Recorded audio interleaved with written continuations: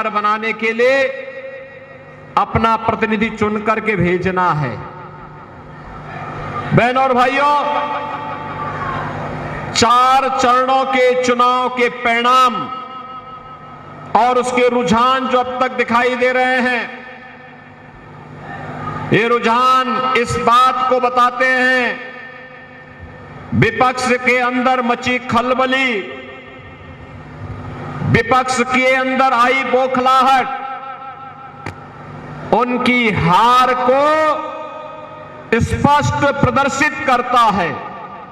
और पूरे देश कारण भी है, पूरे देश के अंदर एक आवाज आ रही है, पूरे देश के अंदर एक ही स्वर गूंज रहा है, पूरे देश के अंदर एक ही भाव सर्वत्र दिखाई दे रहा है, और वह है कि फिर एक बार, थोड़ा आजमगढ़ की भाषा में बोलो जोर से, फिर एक बार, फिर एक बार, और अब की बार, अब की बार। बहनों और भाइयों, जब 400 पार की बात होती है तो कांग्रेस, सपा और बसपा की हालत खराब होती है, उनके चेहरे की हवा उड़ जाती है। वे पूछते हैं 400 पार कैसे होगा? तो जनता जनार्दन एक बात कहती है, जनता की ओर से आवाज आती है कि जो राम को लाए हैं, जो राम को लाए हैं, जो राम को लाए हैं। बहनों और भाइयों, पूरे चुनाव को अगर आप देखेंगे तो ये चुनाव अब तो राम भक्तों और राम द्रोहियों के बीच में जाकर के सिमट गया है।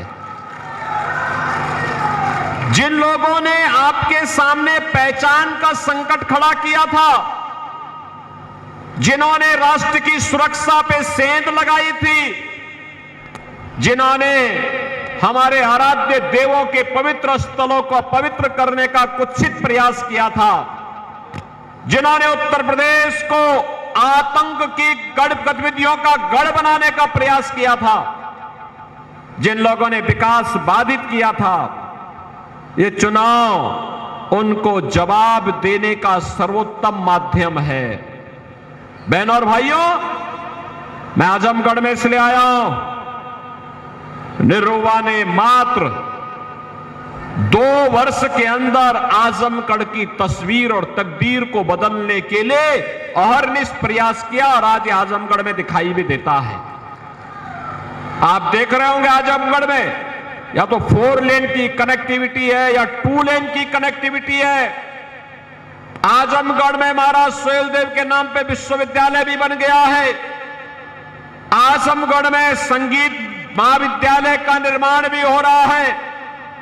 आजमगढ़ में एयरपोर्ट का निर्माण भी हो गया है, और अब आजमगढ़ को लोग शक और अविश्वास की नजरों से नहीं देखते, बल्कि और उनको एक एक मकान भी उपलब्ध होगा जिनके पास मकान नहीं है। हर घर में नल है और नल में शुद्ध आरओ का जल भी है। ये पहली बार हुआ है। बहनों और भाइयों, ये जो दिया मोदी जी ने, ये जो मोदी जी ने दिया है, क्या इसमें किसी का चेहरा देखा गया क्या? किसी की जाति पूछी गई क्या? किसी का मत और मजहब पूछा गया क्या? ये तो जो भी दिया है सबका साथ और सबके विकास के भाव के साथ दिया। लेकिन बहनों और भाइयों, इस सब के बावजूद भी लोग अगर ये मानते हैं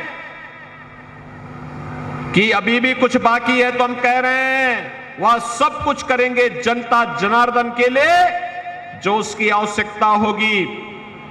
और यही नहीं, गरीबों का कल्याण भी हुआ है, तो 500 वर्षों का इंतजार भी समाप्त होकर के अयोध्या में रामलला को विराजमान कराने का काम भी किया है।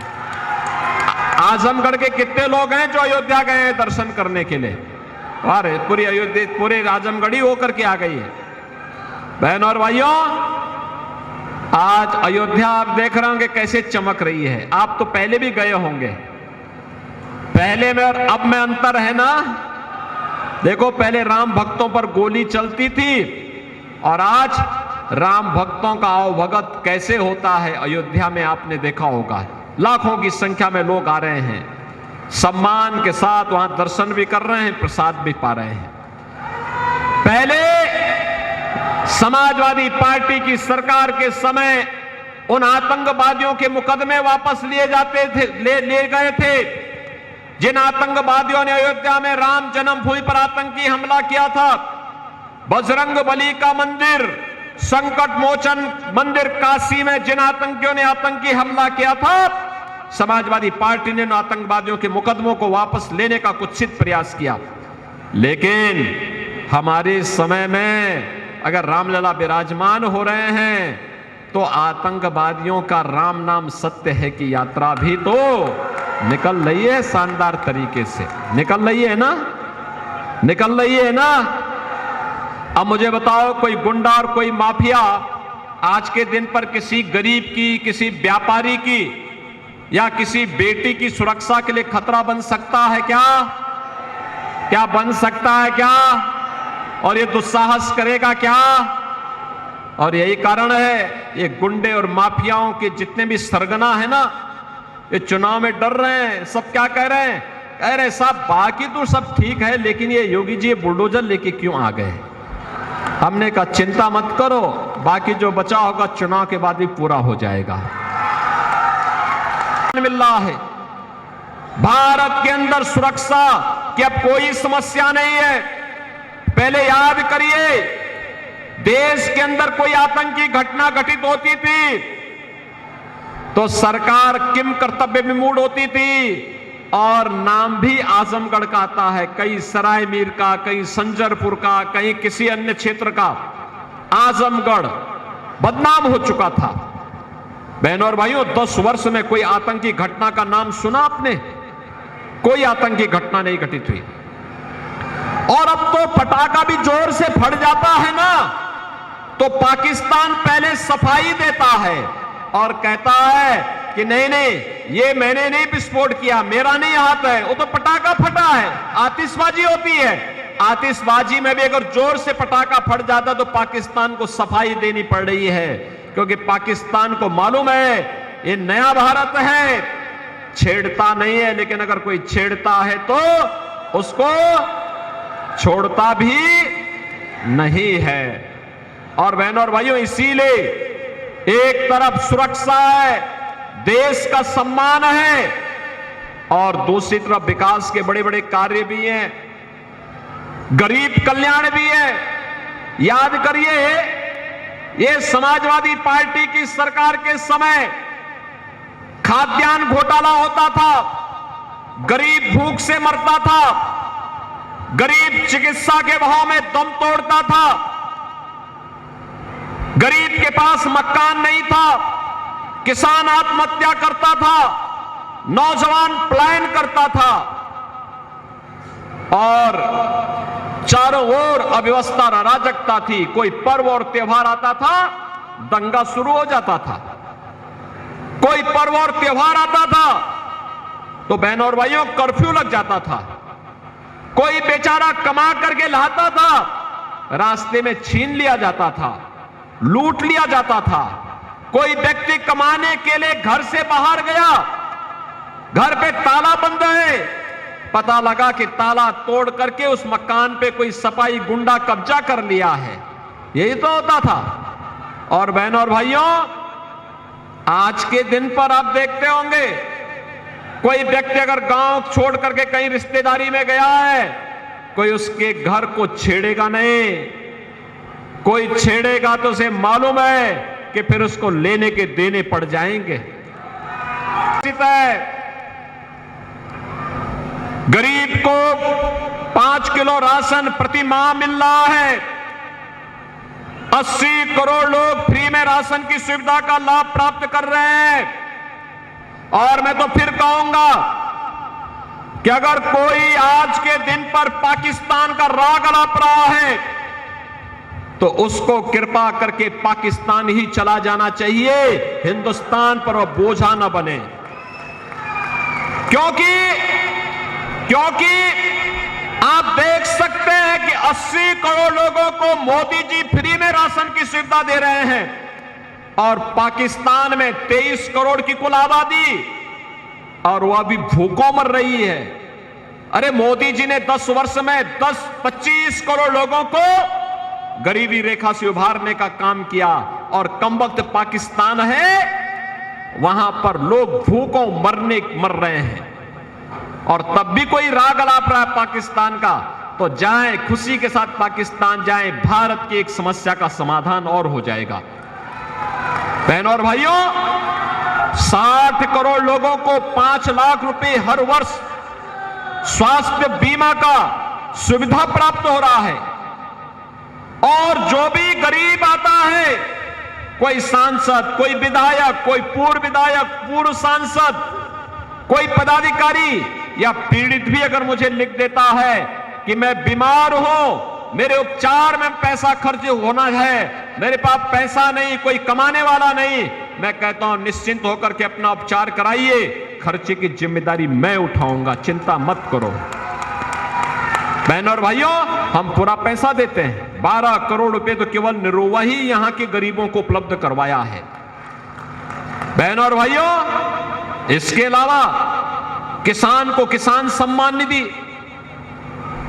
गरीब के घर में शौचालय का निर्माण हो गया, 4 करोड़ गरीबों के मकान बन गए और मोदी जी ने कहा है कि 70 वर्ष से ऊपर के हर एक बुजुर्ग के लिए चुनाव के तत्काल बाद 5 लाख रुपए का आयुष्मान भारत कार्ड जारी करेंगे, उपचार करेगा, बच्चों के ऊपर बोझ नहीं बनेगा।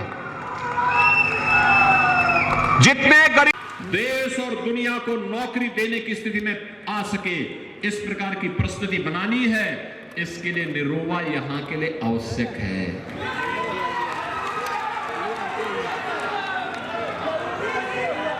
और इसके लिए बहनों और भाइयों आपको मेहनत करनी पड़ेगी। मैं मेहनगर को धन्यवाद दूंगा। पिछली बार आपने उपचुनाव में निरोवा को यहां से भारी बहुमत से विजयी बना के भेजा था, फिर भेजेंगे, पिछले रिकॉर्ड को तोड़ेंगे। देखो, ये समाजवादी पार्टी के लोग आज आए हैं और कल जब यहां से जाएंगे ना चुनाव के बाद, आपको पहचानेंगे भी नहीं, देखना, पहचानेंगे भी नहीं, क्योंकि वो तो अरे बड़े लोग हैं, पिकनिक मनाने के चले आए हैं। कोई इंग्लैंड घूमेगा, कोई कुल्लू मनाली की तरफ भागेगा, कोई कहीं और जगह भागेगा, उनको आपसे क्या लेना देना। चुनाव में आ गए केवल पिकनिक मनाने के लिए, उनको विकास से भी कोई लेना देना नहीं, क्योंकि समाजवादी पार्टी की सरकार के समय में जितनी लूट खसोट करनी थी सब कर चुके जी। अब तो उसको निकालने की बारी आ रही है, इसलिए आजमगढ़ को एक बार घेराबंदी करने का प्रयास करेंगे सब, लेकिन अब बच के रहना थोड़ा। अपने बीच के निरोवा को चुनाव जिता करके भेजिए, विकास और सुरक्षा की जिम्मेदारी हमारी। करेंगे, आजमगढ़ करेगा। अरे वहां खोल करके सामने आके बोलो, दोनों हाथ ला करके बताओ मुझे, क्या करेंगे? क्या निरोवा चुनाव जीत करके जाएगा? लेकिन बहनों देखो, जनप्रतिनिधि अच्छा चुनना चाहिए, वही विकास लेके आता है। अब देखो ना, आपने समाजवादी पार्टी को बार बार चुनाव जिता के भेजा, सभी विधायक उनके ही हैं, सांसद भी 2019 में आपने एक सपा का जिताया, एक बसपा का जिताया। खैर, बसपा का सांसद तो देर आए दुरुस्त है, उन्होंने कहा भी मैं गलत पार्टी में थी, अब वो बीजेपी में आ गई है। लेकिन उपचुनाव में समाजवादी पार्टी की जमानत आपने जब्त करवाने का काम किया था और देखते ही देखते अब पहचान भी बदल गई आजमगढ़ की और विकास भी हो रहा है। विश्वविद्यालय भी मिल गया है, मेडिकल कॉलेज भी अच्छे ढंग से काम कर रहा है, नर्सिंग कॉलेज भी हम लोग वहां पे बना रहे हैं।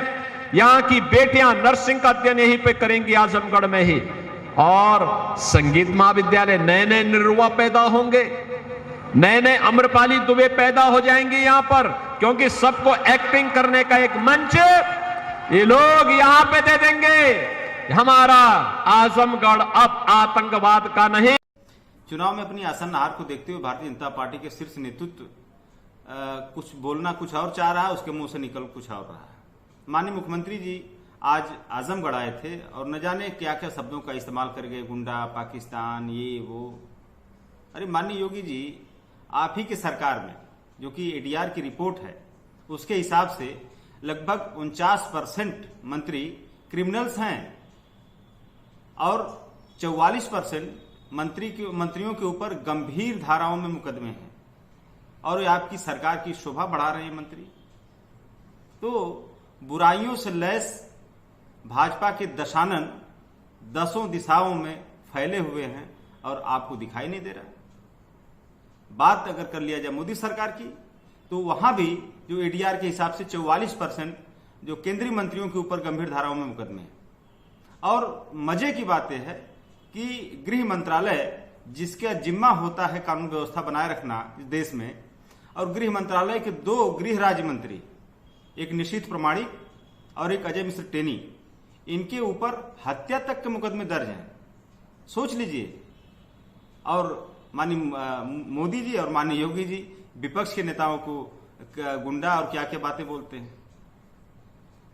दूसरी बात देखिए, लगातार इनके सरकार में झूठ, लूट और नफरत का इन्होंने एक नया बेंचमार्क स्थापित करने का काम किया है। ये भगवान राम की बात करते हैं। आप ही बताइए, भगवान राम के नाम पर लूट करने का काम किसने किया? इसी भाजपा सरकार के नेताओं ने किया। और ये सीएजी की रिपोर्ट में है कि लगभग 20 करोड़ रुपए अनड्यू पेमेंट किए गए कॉन्ट्रैक्टर्स को विदाउट काम के। ये तो सीएजी की रिपोर्ट है। तमाम अयोध्या में लैंड स्कैम्स हुए, उसके ऊपर माननीय मुख्यमंत्री जी का क्या विचार है? तो राम के नाम पे लूट मचा रहे हैं भारतीय जनता पार्टी के लोग, ऊपर से अपने आप को राम भक्त कर रहे हैं। गंगा के नाम पे लूट मचा रहे हैं, अपने आप को गंगा भक्त कर रहे हैं। और देश के नाम पर जिस तरह से इलेक्टोरल बॉन्ड के माध्यम से लूटने का काम किया और अपने आप को देशभक्त भी कर रहे हैं। आप देश को एक तरफ लूट भी रहे हैं और अपने आप को देशभक्त भी कर रहे हैं। तो ये तमाम विभूतियों से लैस भारतीय जनता पार्टी का, चाहे वो केंद्र सरकार हो या राज्य सरकार हो, ये शीर्ष तमाम विभूतियां इसमें समाहित हैं। रह गई बात आजमगढ़ के सांसद माननीय दिनेश लाल निरहुआ जी का, तो इन्होंने तो इस देश के और आजमगढ़ के लाखों करोड़ों माताओं के कोख का भी अपमान करने का काम किया है। इन्होंने बेरोजगारी के ऊपर अपना दिव्य ज्ञान देते हुए कहा कि बच्चे पैदा होने से बेरोजगारी बढ़ती है, और उस लपेटे में इन्होंने माननीय योगी जी को भी लिया और माननीय मोदी जी को भी लिया। माननीय दिनेश लाल निरहुआ जी के अंदर तमाम विभूतियां हैं। अभी इन्होंने अयोध्या के महंत रामभद्राचार्य जी के सामने क्या बोला था, एक बहन को लेकर के जिस तरह से अमर्यादित भाषा का इस्तेमाल किया। उन्होंने कहा कि हमारी अर्धांगिनी है, और जो इन्होंने एफिडेविट फाइल किया चुनाव आयोग में अपने नॉमिनेशन में, उसमें इनके अर्धांगिनी का नाम कुछ और है। तो क्या कहा जाए, ये लोग लगातार माताओं बहनों का अपमान करने का काम करते हैं। तो जनता तो इस चुनाव में इंतजार कर रही है